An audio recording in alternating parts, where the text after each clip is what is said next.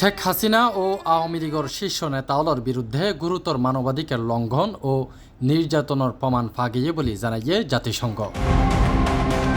জাতিসংঘের fact finding মিশনের প্রতিবেদনত হওয়াইয়ে যে বাংলাদেশের সাবেক প্রধানমন্ত্রী শেখ হাসিনা বিভিন্ন ধরনের মানবাধিকার লঙ্ঘনের লগে সরাসরি জড়িত আছিল। এই তথ্য বুধবার জেনেভাত জাতিসংঘের মানবাধিকার বিষয়ক হাই কমিশনার বলগার টুর্ক উগা সংবাদ সম্মেলনত জানায়। প্রতিবেদনত হওয়াইয়ে শেখ হাসিনার সরকার মানবাধিকার লঙ্ঘন সম্পর্কে অবগত আছিল এবং এই ধরনের ঘটনাত জড়িত আছিল। রাজনৈতিক নেতৃত্ব এবং জ্যেষ্ঠ কর্মকর্তাওয়াল বিক্ষোভ দমনের লাই মানবাধিকার লঙ্ঘন গজ্জে বিক্ষোভকারী ও তারার সমর্থকলর ওয়ার মানবতা বিরোধী অপরাধ সংগঠিত ইয়ে বলি প্রতিবেদনত উল্লেখ করা হয়। These violations were carried out with the knowledge, coordination and direction of the former political leadership and senior security officials with the specific goal of suppressing the protests and keep the former government's grip on power. গত বছরের 1 জুলাই হইতে 15 August পর্যন্ত বাংলাদেশের সংগঠিত মানবাধিকার লঙ্ঘনের তদন্ত করিবার ফ্যাক্ট ফাইন্ডিং মিশন শুরু করে। বাংলাদেশের অনুরোধের পরিপ্রেক্ষিতে জাতিসংঘ মানবাধিকার হাই কমিশনারের অফিস 16 সেপ্টেম্বর তদন্ত শুরু করে এবং 5 মাস পরে জেনেভা হইতে এই রিপোর্ট প্রকাশ করা হয়। হাই কমিশনার বলগার টুর্ক জানাই অন্তর্বর্তীকালীন সরকারের প্রধান উপদেষ্টা মোহাম্মদ ইউনুস তারে মানবাধিকার লঙ্ঘনের বিষয়ে উগ্র নিরপেক্ষ ও স্বাধীন তদন্ত দল পাঠাইবার লাই অনুরোধ গজ্জিল।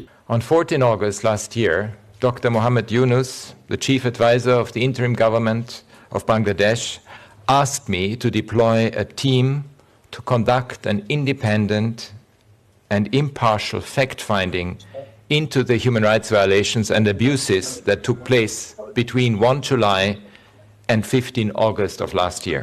My team received overall good cooperation from the authorities, access to current and former senior officials, and we also had access to a lot of important official information. I would also like to express my deep gratitude to the many victims and their families, survivors, witnesses, medical professionals and other experts, national and international civil society organizations who engaged with and assisted our team.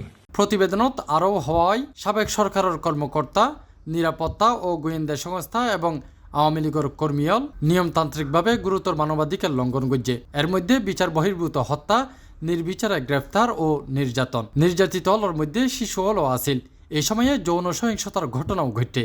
Among our key findings, there are reasonable grounds to believe that officials of the former government, its security and intelligence apparatus, together with violent elements associated with the former ruling party, committed serious and systematic human rights violations.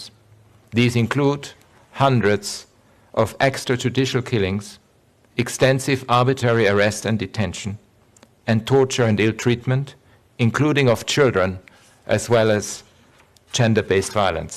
এক প্রশ্নের জবাবে তিনি হয় 1400 মারা গিয়ে বলি আরা জানিত পারি এবং এই সংখ্যা আরও বেশি হইতে পারে। এর মধ্যে 78% গুলিত মারা গিয়ে তারার মিলিটারি রাইফেল ও শটগান দিয়ে ছররা গুলি গড়াইয়ে। আরা রিপোর্টত অনুরোধ গজ্জি ছররা গুলির শটগান ব্যবহার যেন বন্ধ করা হয়।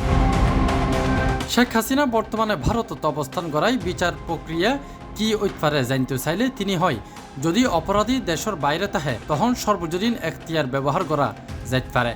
তবে যে দেশত অপরাধী অবস্থান করে তারার গুরুতর মানবাধিকার অপরাধের বিচার করতে সম্মত অনফরিব। এছাড়া বাংলাদেশ ইন্টারন্যাশনাল ক্রিমিনাল কোডরে এই বিষয়ে তদন্ত করিবার লাই হইতে পারে। তবে সংস্থা রাজনৈতিক দলের ওর নিষেধাজ্ঞা আরোপ করা হইতে বিরত তাহিবার লাই সুপারিশ গজ্জে। এছাড়া অবাধ নির্বাচনের লাই নিরাপদ পরিবেশ তৈরিরও সুপারিশ গজ্জে জাতিসংঘ। দক্ষিণ এশিয়ার বিভিন্ন দেশত মানবাধিকার লঙ্ঘন তদন্তে জাতিসংঘ ফ্যাক্ট ফাইন্ডিং মিশন গঠনের নজির তাহিলেও বাংলাদেশের ক্ষেত্রে ইবাই প্রথম। তাফহিম আলমগীর, C+ TV, চট্টগ্রাম। এক প্রকার বুঝে জ্ঞান নাই যে